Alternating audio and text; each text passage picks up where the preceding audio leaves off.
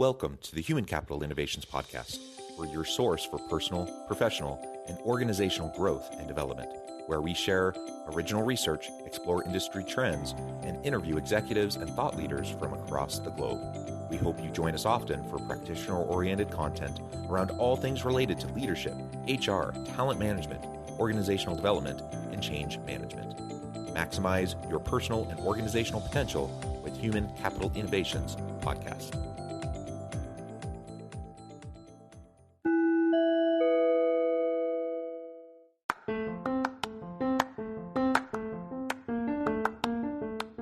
If you enjoy the Human Capital Innovations Podcast, enjoy ad-free listening by going to the Patreon page, and please consider contributing even at the producer or sponsorship level.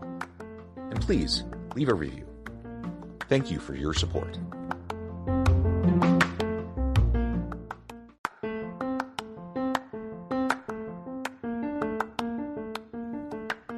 Welcome to the Human Capital Innovations Podcast. In this HCI Podcast episode, I talk with Raj Grover about acquiring and retaining key top talent and managing a multinational team.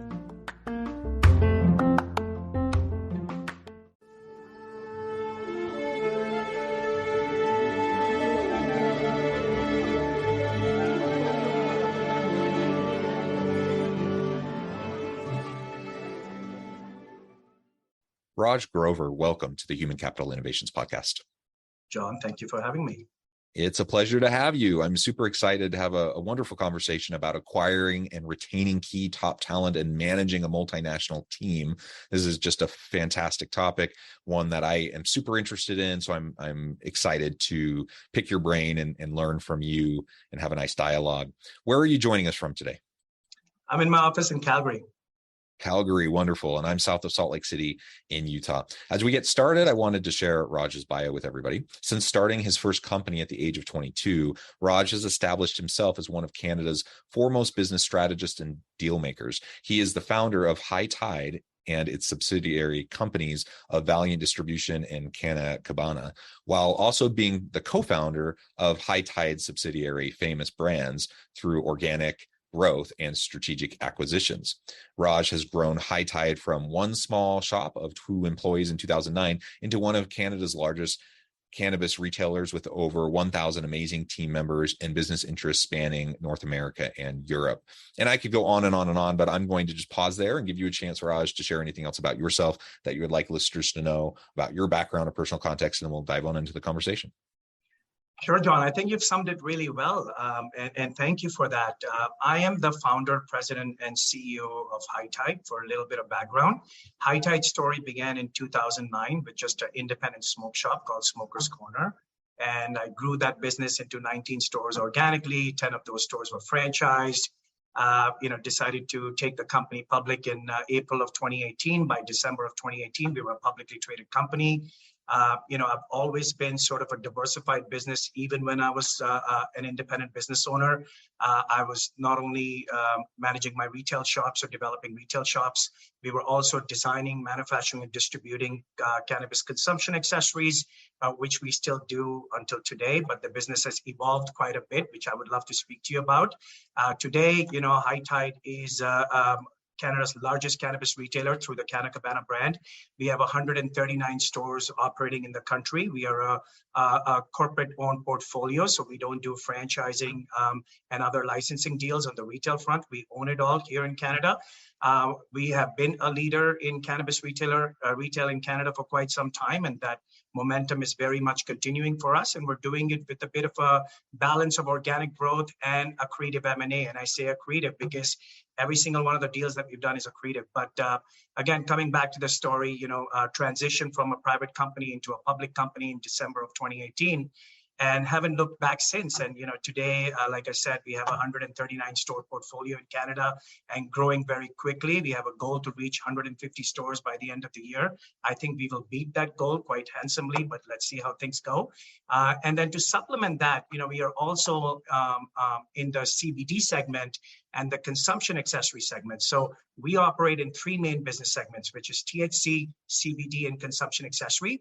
CBD and consumption accessories through our online platforms. We acquired 6 businesses in the United States and internationally, 5 in the US one in the UK last year alone. We've slowed down on that a little bit. I have my reasons, which I would love to discuss with you. And we're focusing more on the Canadian brick and mortar side, where our concept is literally skyrocketing and taking off. So I want to make sure we capitalize on that momentum. Yeah, super, super interesting. And I'm interested in learning a little bit more about your M&A strategy here in the US. How has it benefited High Tide? And, specifically in relation to our conversation for today, acquiring and retaining key top talent globally, that's a challenge for any organization. And how have you gone about trying to do that? Sure. So, like I said, M&A strategy is focused on both in brick and mortar stores here in Canada, which we are presently very focused on. And historically, last year, we acquired a bunch of e-commerce platforms, which we are very much looking forward to ramping up the pace again, given at the right time. And again, there's reasons for that is where our equity price is sitting today. Just like every other cannabis company, we've taken a big beating, not because of our own doing, but more, guilty by association, I like to call it, with our very exciting but unique cannabis industry. So, when you talk about retaining top tier talent, John, you've summed it correctly. It's getting more and more difficult to acquire top tier talent. But we have two ways of looking at it. We've got talent that we hire here in Canada through our brick and mortar stores, which is a highly regulated landscape, as you understand the THC that we sell, THC products that we sell in our stores. So Canada's not made it easy in terms of, because it's a regulated business. It's understandably so. Our staff has to, generally for any staff to work in a retail store in Canada, they have to get at least a base level certification to become a bud tender. Or, they have to have some sort of certification as a prerequisite to work in our retail store networks, which definitely makes it difficult to find and retain and manage the staff here on the THC side of things. And then, we operate in bigger cities and also some smaller towns. It makes it even more difficult in smaller towns because the pool of people is limited.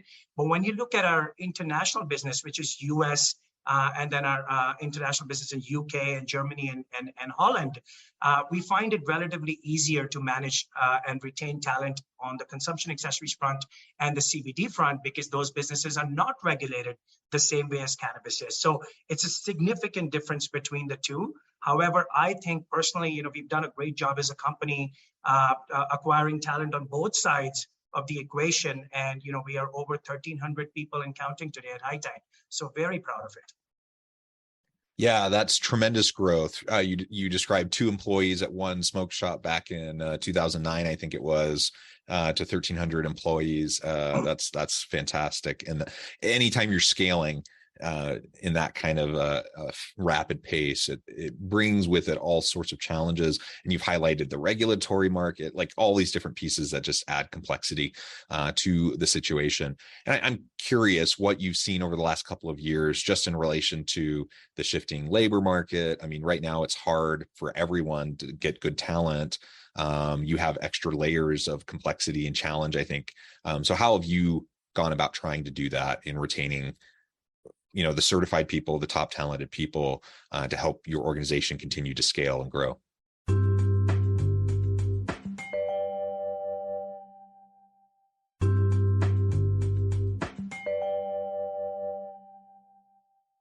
Sure. So, you're right, John. Not only does growth lead to a lot of major challenges, given today's environment, what's happening in the world, all companies are finding it very difficult to, retain and manage good talent. And while we are dealing with some of these same challenges, the High Tide approach to talent has always been a bit different. So, for example, when we're pursuing M&A targets, we're not just looking for companies to acquire, but we're looking to acquire strong management teams that will be vested in our success jointly. And I think this is a very critical part, because if you're just going about about your growth and you have not looked at how are you going to manage your human capital, that growth will be lost eventually. You will not be able to execute and deliver on an ongoing basis. You may be successful in the short term, but in the long long term, it will pose a lot of problems.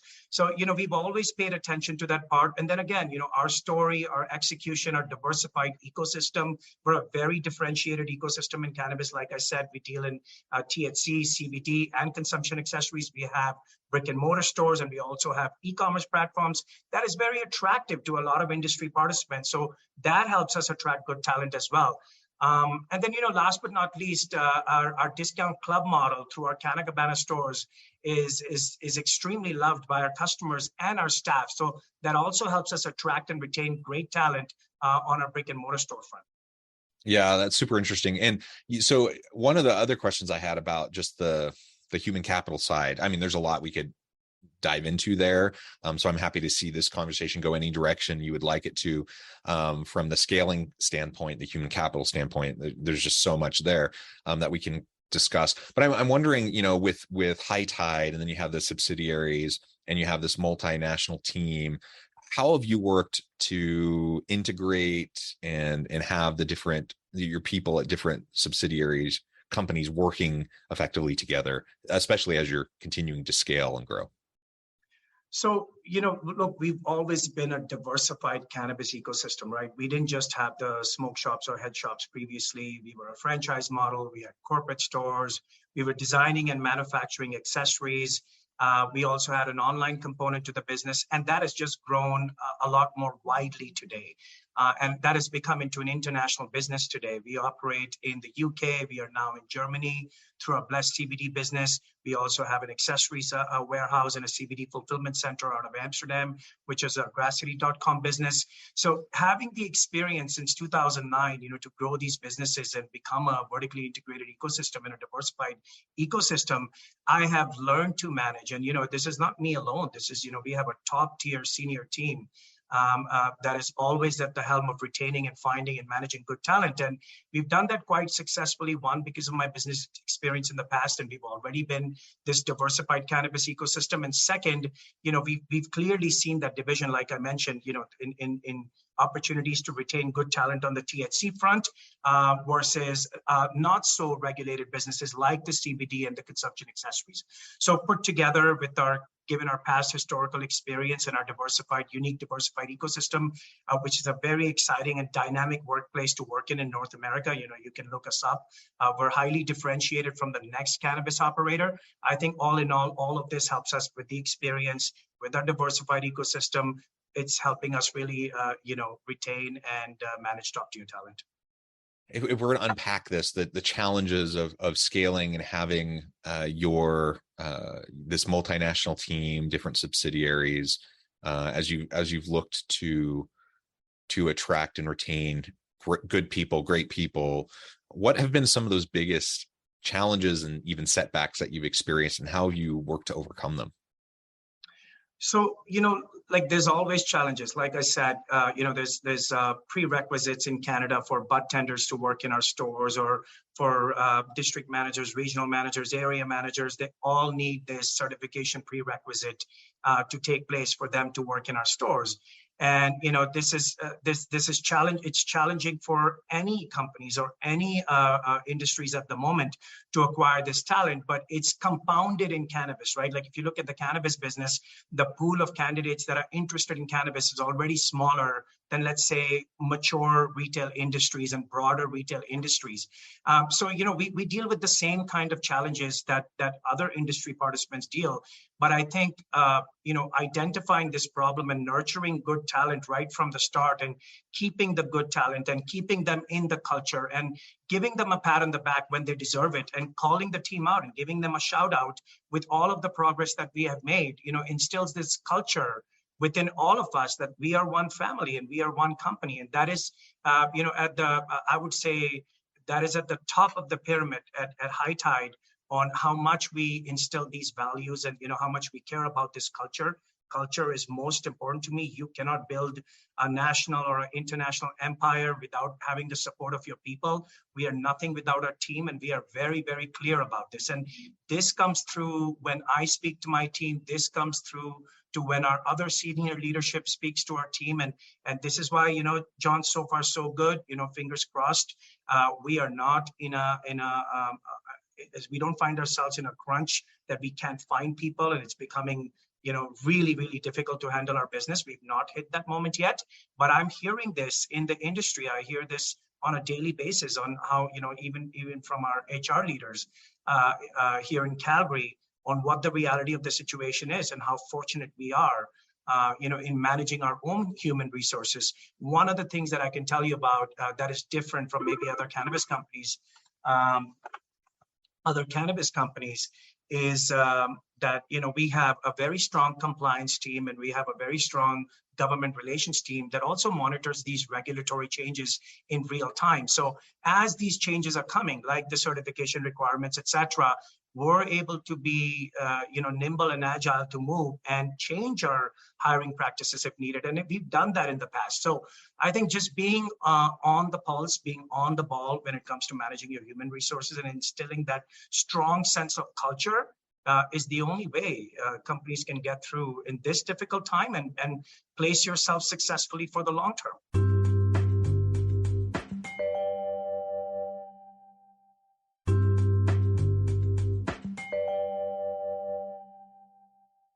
Yeah. And I like your focus on, not only you're clearly attentive to the human capital pieces of all this and the importance of your team. You're very much attentive to the inherent challenges that come with rapid growth and scaling. And ultimately, you want to do it in a sustainable way. So kudos on all of that, because that's not necessarily what I hear consistently when I'm talking with people in different organizations who are leading different organizations. And in fact, there's one organization, I won't name it, but an organization, a tech company, large company that had scaled, year to year growth, revenue growth, like off the charts, but year to year people growth, like in the 200s percentile, like year after year for like 5 years straight. Like it was crazy how fast they were growing. And all that was wonderful. And they would go on industry panels and talk about the success of their organization and all these different really positive things. And then one day I open up my LinkedIn and I just see a notification about this company and they're laying off half of their workforce. So they scaled so rapidly that it just wasn't sustainable. They just couldn't do it. And, I had my reservations, but it seemed like they had their ducks in a row and they were doing a lot of good things. And ultimately it caught up to them and they just scaled too fast. It wasn't sustainable. And they had some major pain. And sorry to say for many of their employees that they, had to go find another job. And so we can't highlight enough and emphasize enough the importance of just being super attentive to these issues, and scaling and growth and all of that is fantastic. I'm all for companies strategically growing and adding value to the market in a meaningful way. But let's make sure we're doing it in a way that makes sense, so that we're not chopping off our own foot, in the process, because that can easily happen. John, I could not agree more. There's two sides of the equation, right? One is growth, running your business. But what is the opposite side of the equation? You have to balance it out. You have to know exactly where your payroll needs to be as a % of revenue. These things are easier said than done. But if you don't know that, and you're just saying, I'm going to grow 10-folds and I'm going to grow 10-folds with my people too. Sure enough, you need people to run your ecosystem. Look at us. We have 139 stores and counting. We have a goal to get to 150 stores. And this can't be done without people. We need 8 to 10 personnel or retail staff minimum to service our stores that run in 2 shifts, mostly 2 shifts. And, you need this personnel, but you need to have a business strategy. Is your concept working well? Are you actually generating cash out of these stores? Can you sustain your labor in these stores? You can't just blindly do these things, because what hurts equally is to let people go eventually. Sure, as big companies, you can hire and then you can scale down, but you're also playing with people's lives and you're wasting your own time and your management team's time that also gets frustrated with these things. So, look, and I will not say that we are doing things perfectly, but we definitely keep our eyes on the ball and our hands on the pulse. We know what is going on in terms of how much labor do we have at any given time? What does that look like as a % of revenue? I regularly monitor monitor this on a bi-weekly basis with my senior team, and we keep on it. And so far, so good. We managed it quite well. If you look at our numbers, our G&A, our payroll, our wages, salaries and wages as percent of revenue, we're a value-focused retailer. It's even more important for us to really pay attention to how we are managing our labor line. But on the other end of the spectrum, pandemic-related issues, just what's happening in the world with supply chain, a lot of the mindsets for people changed after the pandemic, and things are not perfect for any company at the moment where you can align your payroll perfectly to where your growth is. But I will say that you have to do it to the best of your ability, and you have to keep your eyes there, because running a business is so many things, right? You're wearing so many hats. You need to look at your sales. You need to look at your margin. You need to look at your locations. You need to look at your competitive landscape, all of the above. And most importantly, you need to look at your payroll. On what does that look like? You can't understaff your stores. You cannot overstaff your stores. So I think we've got a good balance going, John, but you've emphasized on a very important point. What is the point of grow, hire, and then get rid of, a bunch of people, and then, put them on the wrong footing, and they have to start all over again. They have to worry about their career again. So a stitch in time saves nine. That's what I always say. So be focused on what you do. Yeah. And I suppose that's a healthy thing to just always recognize and remember that, things can go really, really well until they don't. And then all of a sudden, you're scrambling, and that's what happened with this other organization. Things happen out of the blue. Like, not many people thought a global pandemic was going to completely transform the global economy and the nature of the way we work. And yet it did. And so, there's things that we can't foresee, but we can try to, look into the future and forecast and be strategic, so that at least we're in the best, possible situation to be responsive and to be agile. So I think all of that is fantastic. Well, this has just been a really fun conversation. I know you're going to have to go here in just a few minutes before we wrap up. I just wanted to give you a chance to share with listeners how they can get connected with you, find out more about your work, and how they can work with you and your team. And then give us a final word on the topic for today. Sure. So, well, first of all, thanks again, John, for having me. Really appreciate it. It's a very meaningful conversation that we had today. I would love to say this to your listeners that, I'm actively building High Tide. I'm very serious about my business, and I'm not very active on social media, but Twitter is the one platform that I am active, and I mostly or almost exclusively use it for business only. So if investors or your listeners want to reach out to me, Twitter would be the best.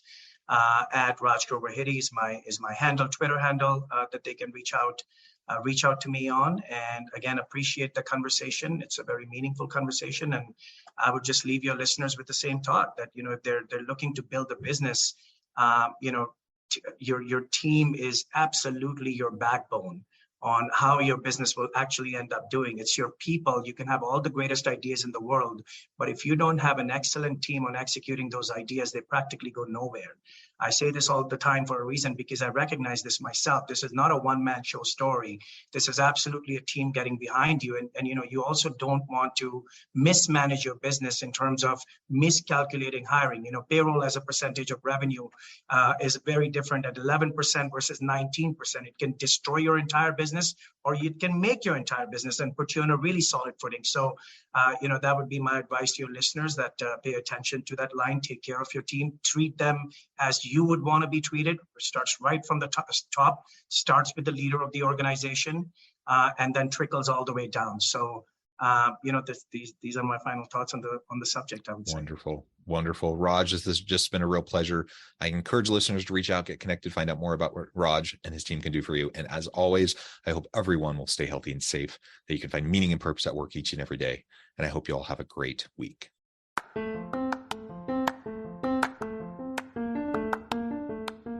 you enjoy the Human Capital Innovations podcast?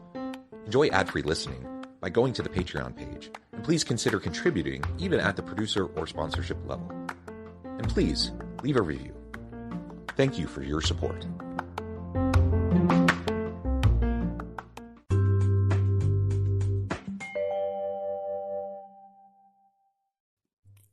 Thanks again for joining us for this episode of the Human Capital Innovations podcast. I hope you stay healthy and safe and that you have a great week.